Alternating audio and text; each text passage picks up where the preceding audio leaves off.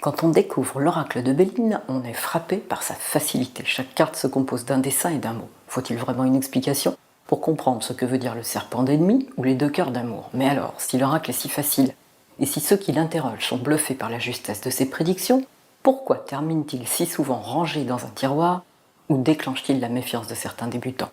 C'est que passer la lune de miel, c'est souvent l'électrocution. Avalanche de mauvaises nouvelles à gogo, exagération, mais aussi illusion et déception. D'abord, il y a un problème d'échelle et d'angoisse inutile, quand Volpert n'annonçait pas un cambriolage, mais une écharpe oubliée au restaurant. Ensuite, il y a ce mélange entre des noms très concrets comme argent et d'autres plus abstraits comme élévation. Pas facile à interpréter si on ne projette pas d'escalader l'Everest. Mais la raison principale de ces couacs est ailleurs. Le véritable auteur de ce jeu n'est pas Marcel Béline, le voyant célèbre qu'il a sauvé et popularisé dans les années 60, mais un occultiste chevronné qui, fidèle à la tradition ésotérique, a volontairement brouillé les pistes pour réserver l'intégralité de ses messages à des initiés. Et je vais vous donner dans cette vidéo la preuve concrète de ce que j'avance. Edmond Billaudot, dit le mage Edmond, voyant célèbre du 19e siècle, était passionné d'alchimie, d'astrologie, de kabbale, attiré par la franc-maçonnerie, fasciné par les mystères de l'Égypte, l'Antiquité, mais aussi la chiromancie et l'ésotérisme chrétien. Cet occultiste compila tout au long de sa vie des connaissances hermétiques et légua à sa mort une fabuleuse bibliothèque ainsi que ses recherches. En empruntant le style de l'art populaire de l'époque, regardez comme le visage de l'étoile de l'homme et de la femme ressemble à celui des personnages de Guignol, leurs contemporains. Edmond a dissimulé, tradition oblige, des pans entiers du sens de ces 52 cartes. Lorsque Béline retrouva l'oracle, les cartes lui semblèrent limpides. Il rédigea un livret dans lequel il consacra 3-4 lignes à chacune et changea le nom de 46 d'entre elles pour le remplacer par ce qu'il voyait dessiner ou qu'il croyait voir. C'est comme cela que Famille est devenue le pélican alors qu'elle représente une poule. Dès ma rencontre avec l'oracle, j'ai eu une intuition, celle que ces dessins étaient, comme ceux du tarot, des images spéciales dont chaque détail avait un sens. Si les cartes du tarot de Marseille ont attiré l'attention de chercheurs, grâce auxquels nous avons aujourd'hui compris son sens, l'oracle d'Edmond et ses dessins faussement maladroits n'avaient jamais suscité les mêmes investigations. C'était une injustice. La voilà réparée, car les découvertes que j'ai faites ont dépassé mes espérances. J'ai testé mes hypothèses, et je crois pouvoir dire que j'ai décodé ce qu'Edmond avait crypté pour décourager et éloigner ceux qui prenaient l'oracle trop au pied de la lettre. Mais les temps ont changé. En cette période troublée, ceux et celles qui interrogent l'oracle pour se guider ne peuvent plus perdre de temps avec des réponses approximatives parce qu'il leur manque des clés. Rassurez-vous, aucune connaissance ésotérique préalable n'est requise et surtout vous n'aurez rien à apprendre. En vous racontant chaque carte par son dessin, je ferai apparaître sous vos yeux ce qu'Edmond y a caché et vous retiendrez facilement leur sens. Rien n'est plus simple ni accessible à tous. On commence tout de suite, tiens, avec cet exemple. Regardez départ. Ces oiseaux s'éloignent-ils vraiment en abandonnant une montagne?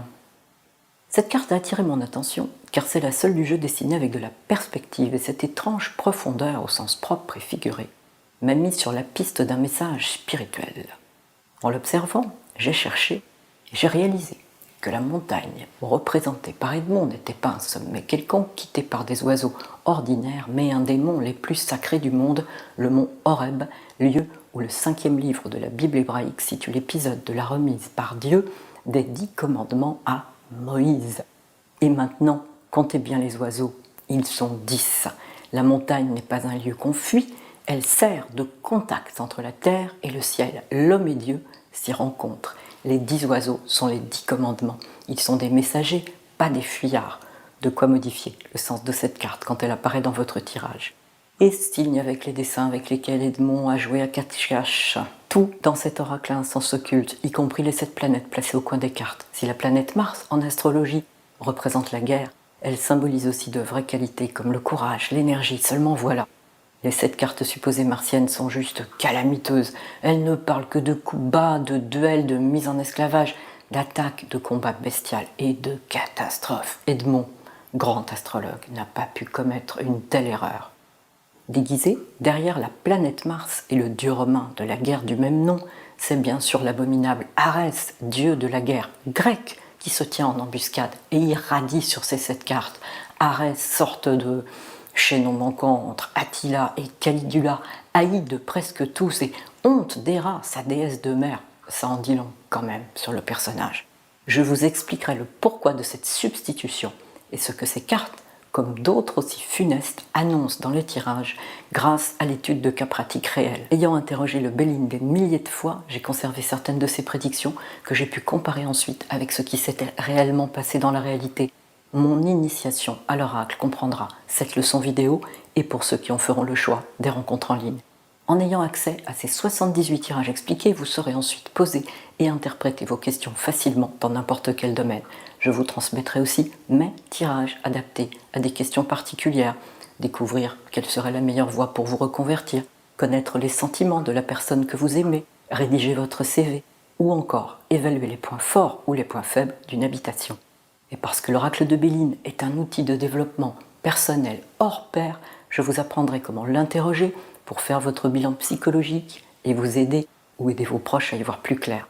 Pour découvrir comment mon approche a déjà conquis mes élèves et révolutionné leurs pratiques, ainsi que le programme complet du séminaire, il suffit de taper École Maud Christine dans votre navigateur. Peut-être à bientôt!